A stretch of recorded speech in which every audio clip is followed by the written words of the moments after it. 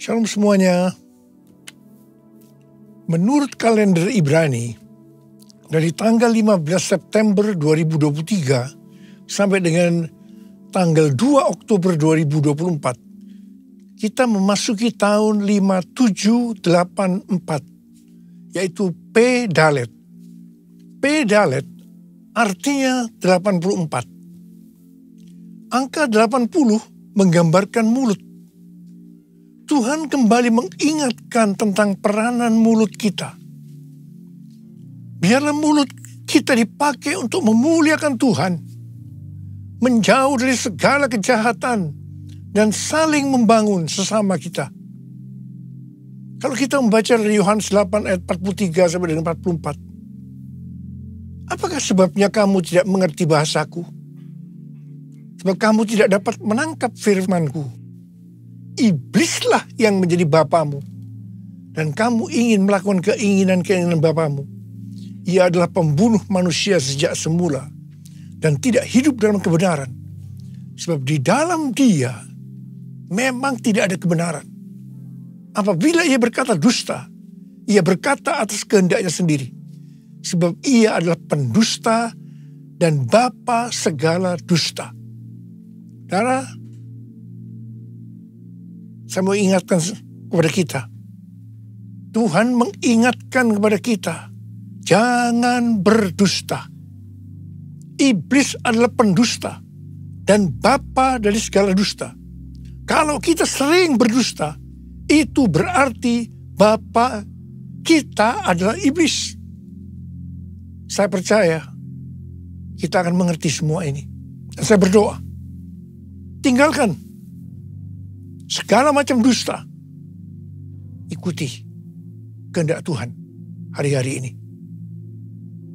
Kalau kita membaca Mazmur 34 ayat 13 sampai dengan 15. Siapakah orang yang menyukai hidup, yang mengingini umur panjang untuk menikmati yang baik? Jagalah lidahmu terhadap yang jahat, dan bibirmu terhadap ucapan-ucapan yang menipu. Jauhilah yang jahat, dan lakukanlah yang baik.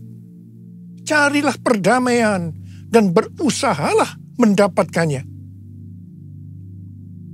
Tuhan Yesus berkata juga dalam Matius 12 ayat 36 sampai dengan 37. Ia berkata, setiap kata sia-sia yang diucapkan orang harus dipertanggungjawabkan pada hari penghakiman.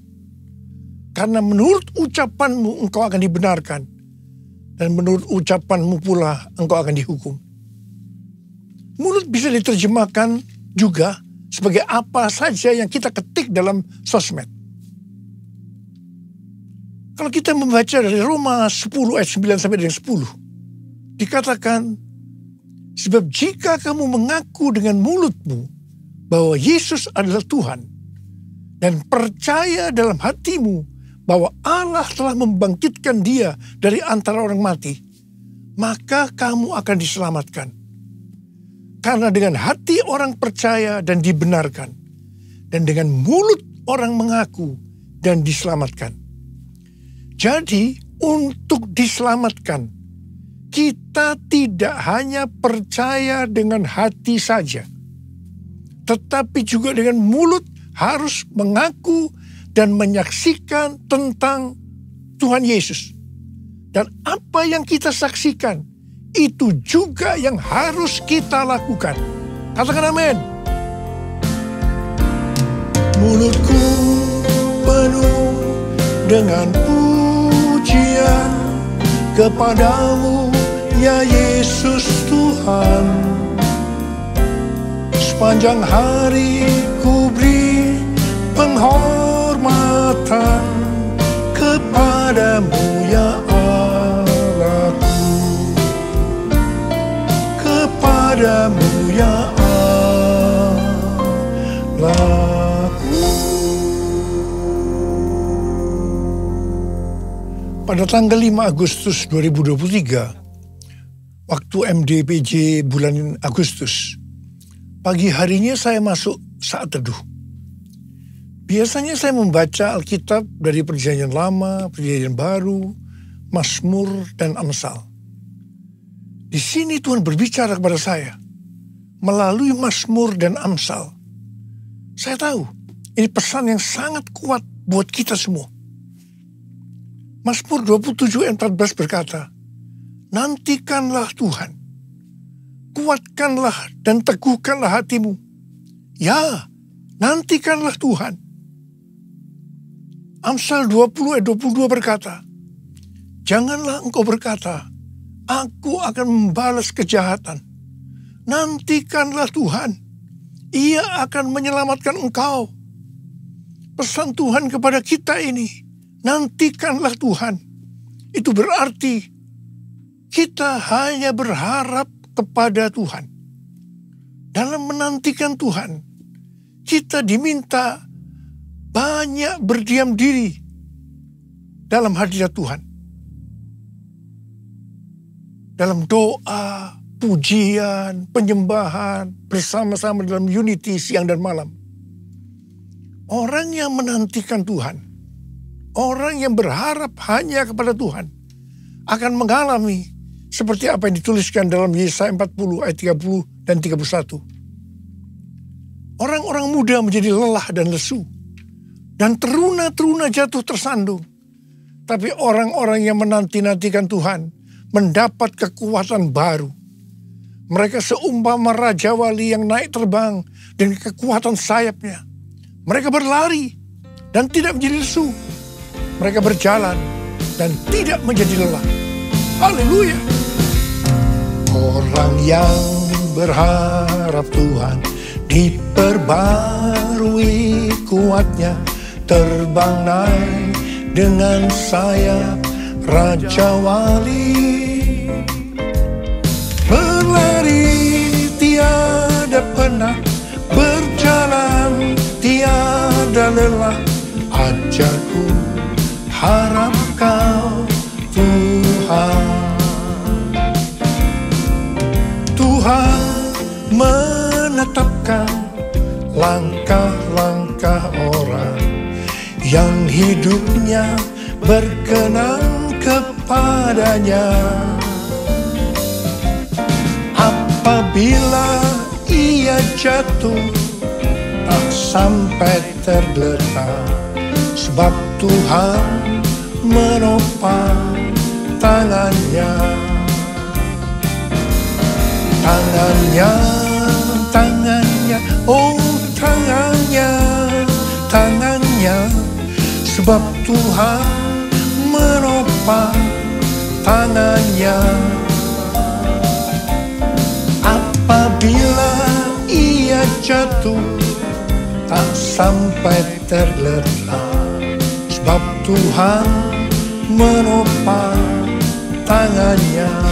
Angkat tangan kita, sebab Tuhan menopang tanganku, sebab Tuhan menopang tanganku.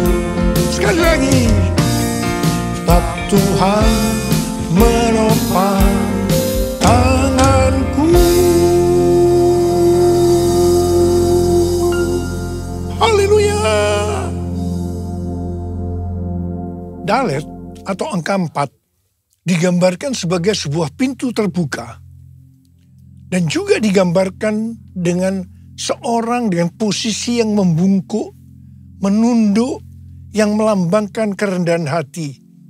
Dan kesadaran bahwa kita tidak memiliki sesuatu apapun jika tidak diberikan oleh Sang Pencipta. Daud adalah gambaran dari seorang yang terus berupaya untuk memiliki hati yang berkenan kepada Tuhan. Nama Daud mengandung arti dari kerendahan hati kepada kerendahan hati. Kita adalah murid-murid Tuhan Yesus. Dan sesuai dengan 1 Yohanes 2 ayat 6. Maka murid Tuhan Yesus adalah mereka yang hidupnya sama seperti Kristus telah hidup. Dalam Filipi 2 ayat 5 sampai dengan 11 dikatakan, hendaklah kamu dalam hidupmu bersama menaruh pikiran dan perasaan yang terdapat juga dalam Kristus Yesus. Yang walaupun dalam rupa Allah, tidak menganggap kesetaraan dengan Allah itu sebagai milik yang harus dipertahankan. Melainkan telah mengosongkan dirinya sendiri. dan mengambil rupa seorang hamba dan menjadi sama dengan manusia. Dan dalam keadaan sebagai manusia, ia telah merendahkan dirinya dan taat sampai mati, bahkan sampai mati di kayu salib.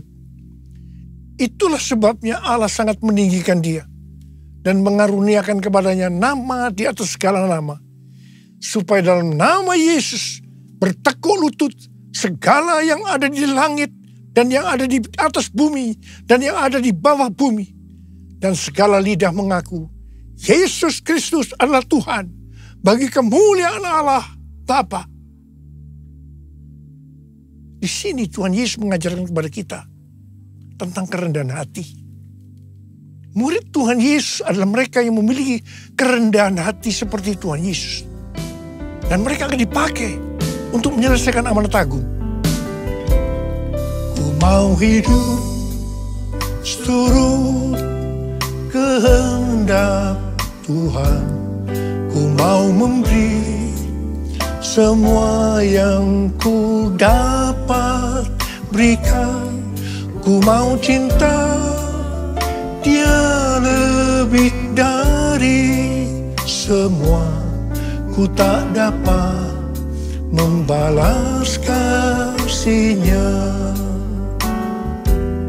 Ku tak dapat membalas kasihnya.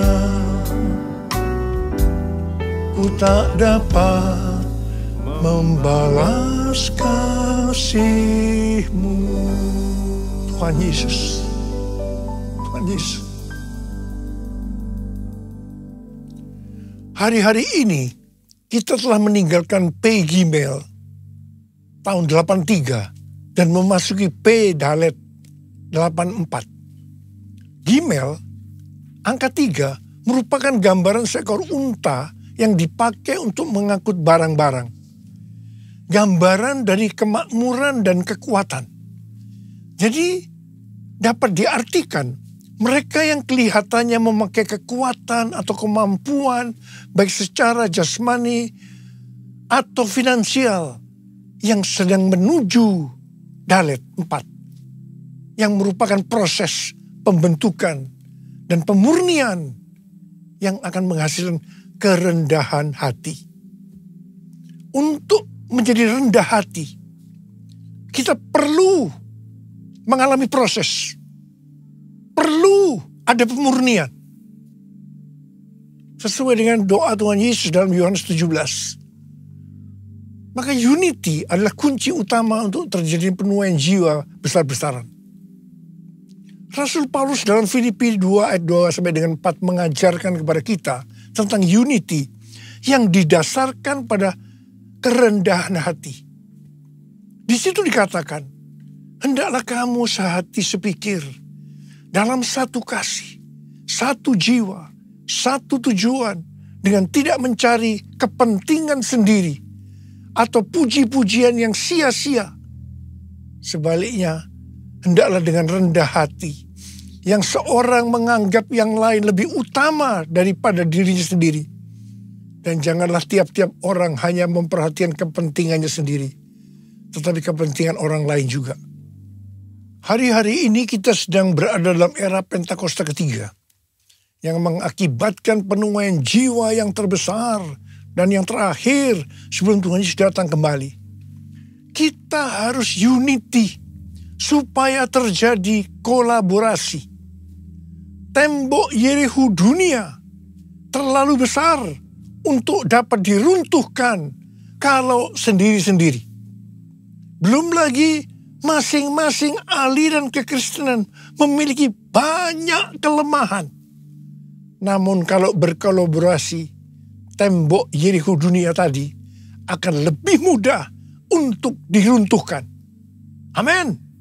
Memasuki usia 35 tahun dari gereja kita, GBI Jalan Jenderal Gatot Subroto, kita diingatkan bahwa DNA gereja kita adalah restorasi Pondok Daud, yaitu doa, pujian, penyembahan bersama-sama dalam unity siang dan malam. Pondok Daud direstorasi supaya terjadi penuaian jiwa besar-besaran. Ternyata restorasi Pondok Daud ini untuk mempersiapkan Pentakosta ketiga. Untuk mempersiapkan Pentakosta pertama. Dalam Kisah Rasul pasal yang pertama ayat 14a. Dituliskan bahwa pada waktu di kamar loteng Yerusalem, murid-murid Tuhan Yesus bertekun dengan sehati dalam doa bersama-sama. Ini bisa diartikan mereka berdoa, memuji dan menyembah Tuhan bersama-sama dalam unity siang dan malam. Ini adalah prinsip restorasi Pondok Daud. Hal yang sama terjadi pada waktu Pentakosta kedua di Azusa Street Revival tahun 1906. Tahun 2009 Tuhan berbicara kepada saya bahwa sebelum kedatangannya yang kedua kali, maka akan ada pencurahan Roh Kudus besar-besaran. Ternyata tahun 1909, William Seymour, hamba Tuhan yang dipakai di Azusa Street Revival, bernubuat bahwa 100 tahun ke depan akan terjadi pencurahan Roh Kudus yang dahsyat melebihi yang terjadi di Azusa Street. Gerakan ini bahkan tidak akan berhenti sampai Tuhan Yesus datang kembali. Tahun 2013, Tuhan memberikan nama pencurahan Roh Kudus ini sebagai Pentakosta yang ketiga. Ini terjadi di konferensi Empower 21 Asia di SICC Indonesia. Pada tahun 2013 ini juga, dalam Global Council Meeting Empower 21 di Hawaii, Tuhan berbicara bahwa tahun 2033, setiap orang akan mendapatkan kesempatan untuk berjumpa secara otentik dengan Tuhan Yesus melalui kuasa dan hadirat Roh Kudus. Pada waktu itu, saya juga hadir. Setiap kali kita mendapatkan nubuatan, yang kita lakukan adalah memperkatakan meskipun tidak mengerti. Termasuk Billy Wilson sebagai Global Chair Empower 21. Ada kesaksian menarik dari Billy Wilson. Setelah mendapatkan nubuatan ini, dia pergi ke Manila, Filipina, untuk menonton konser Planet Shakers. Dia berpakaian warna merah. Tiba-tiba di tengah konser, acara itu dihentikan oleh pimpinannya yang bernama Neil Smith. Dia berkata, ada suara Tuhan. Kemudian dia menunjuk pada Billy Wilson dan berkata, "Hai, Tuhan yang berpakaian merah, saya tidak tahu Anda, saya tidak kenal Anda, tetapi Tuhan berbicara, Anda harus berpikiran besar." Terus terang saya juga berpikiran seperti Billy Wilson. Bagaimana mungkin hal ini terjadi? Dan hal ini terjadi selama beberapa tahun. Bulan Mei tahun 2022, ada World Prayer Assembly di lantai 11 SICC Tower yang dilaksanakan secara hybrid. Ada 3 pembicara, yaitu Billy Wilson, Rick Warren, Nicky Gamble, yang berbicara hal yang sama, yaitu tentang tahun 2033. Billy Wilson mewakili aliran Pentakosta, Rick Warren mewakili aliran Baptis, dan Nicky Gamble mewakili Anglican. Semua mendapatkan hal yang sama. Bahkan Rick Warren mendapatkan bahwa tahun 2033 adalah goal penyelesaian amanat agung. Tiba-tiba saya mendapatkan suatu pengertian. Saya berteriak, I got it! I got it! Pada waktu di EPT bulan Juli 2022, yaitu saat dimulainya pembangunan EPT, Azusa Street Prayer Tower, saya bersaksi tentang hal ini. Billy Wilson juga ada di sana. Saya percaya ini merupakan peneguhan tentang nubuatan yang didapatkan tahun 2013, yaitu tentang tahun 2033 itu. Tema konferensi di Amsterdam yang tadinya adalah evangelism. A new era of evangelism is dawning. Diubah menjadi everyone. A new era of evangelism. Dalam konferensi ini membicarakan tentang tahun 2033. Ini diikuti oleh sekitar 6.000 orang dari 130 negara yang hadir on-site dan 22 negara secara online. Saya berbicara 2 kali, yang pertama di workshop dan yang kedua di Olympic Stadium hari terakhir.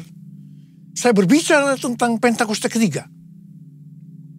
Menjelang akhir dari konferensi ini, dalam rapat diputuskan bahwa tahun 2024 akan ada konferensi Empower 21 Everyone Asia 2024, reaching every person on earth di Indonesia. Tanggal 3 sampai 5 Juli 2024 di SICC dan tanggal 6 Juli di Stadion GBK. Kita percaya ini adalah trigger kegerakan dari next gen dunia. Anak-anak muda. Pada waktu di Amsterdam, di hadapan Global Council meeting dari Empower 21, saya berkata bahwa saya percaya tahun 2033 setiap orang akan mendapatkan kesempatan untuk berjumpa secara otentik dengan Tuhan Yesus melalui kuasa dan hadirat Roh Kudus. Dan saya berjanji kepada Tuhan akan habis-habisan melayani Tuhan. Saya mau berdoa buat saudara. Ada berapa banyak di antara saudara yang akan berkata seperti saya katakan, Tuhan, saya mau dipakai oleh Tuhan untuk menyelesaikan amanat agung. Dan saya akan habis-habisan melayani Tuhan. Ada berapa banyak yang mau berjanji seperti itu? Angkat tangan saudara. Mari katakan bersama saya. Come Holy Spirit, fall in this place. I need more and more of you. Fill me again with the power of your Spirit. Lord, I'm crying out for more and more of you. Mari angkat tangan saudara. Kita berbahasa roh sekarang. Kurana batsan dalam.